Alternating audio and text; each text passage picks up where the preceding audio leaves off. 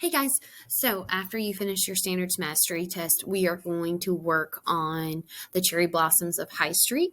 And as we're reading, we're thinking about distinguishing their point of view with the different characters. So I'm going to help read it aloud. I'm going to get you started on your graphic organizer. So anytime if you feel like you need to pause it and rewind it, please do so.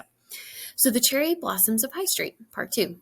The next morning, some of my paper flowers had gotten wet and some had blown away. I went to school with a lump in my throat. But that afternoon, when Samar and I were walking home from the bus stop, my heart fluttered when I spotted new decorations on High Street trees. Look, Samara, Baha, I grinned wide and pointed to the flowers. That means other people care about the trees just like I do. Samar just rolled his eyes. The new decorations were different from mine. A few were made of cloth, and the others were not even flowers. There were birds, squirrels, rainbows, and even a kite. Under a tree in front of the High Street Artist Building, a woman was standing at the top of a ladder. She was attaching flowers that spun like pinwheels. "Hello," I called up. "I like your flowers." The woman peered down at me with a friendly smile. Samar tried to pull me along, but I shook him off. I told the woman that I had been the first one to add flowers to a marked tree. "Thank you for doing that," she said. "I've done paintings of these trees in every season. I'll miss them." She nodded toward another woman and a little boy who were drawing chalk flowers on the sidewalk. "My sister and her son Finn will miss them too." So let's think so far about her perspective or her point of view. So she's happy because other people show that they care. And I know by going back in the text that if I look right here, it says, "I grinned wide and pointed to the flowers." That means other people care about the trees just like I do. So she's using dialogue here, and that lets us know what she's saying. And so it shows that her point of view is that she's happy that other people care about the trees just like she does.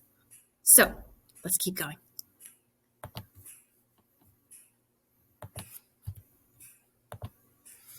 "Are you an artist?" I asked. "Yes, I'm Marta Garcia, and I have a studio in this building. Come visit me with your family at the Art Walk this weekend. If the weather's okay, I'll be displaying some of the paintings on a table outside." Closer to a home, a woman with a baby stroller is reaching up to a tree on her tiptoes. On the lower branch, she was hanging beautiful flowers knitted from the same pink yarn as the baby's sweater. And the next door, a boy and his father, who'd met many times, were looking up at a tree.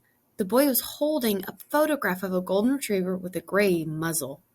"Shadow loved this tree," the boy told us. "It was so cool under them in the summer." "I remember Shadow," Samar said. "He's very friendly." The father lifted the boy up so he could tie the photograph onto a branch. Let's keep going. When Samar and I got home, Mama was having tea with Mrs. Roberts, who lived across the hall from us. We said hello, and then I turned to Mama. "Have you seen all the new decorations?" I asked. "Do you think the city might decide to keep the trees?" Before Mama could answer, Mrs. Roberts shook her head. "I hope not. We need a wider road." I thought the trees were important in the road, but Mama would tell me it was impolite to argue with an adult. Just then we heard the rumble of trucks outside. Samar and I peeked out the window and spotted workers placing orange cones along the sidewalk. "It looks like they're marking the work zone," he said.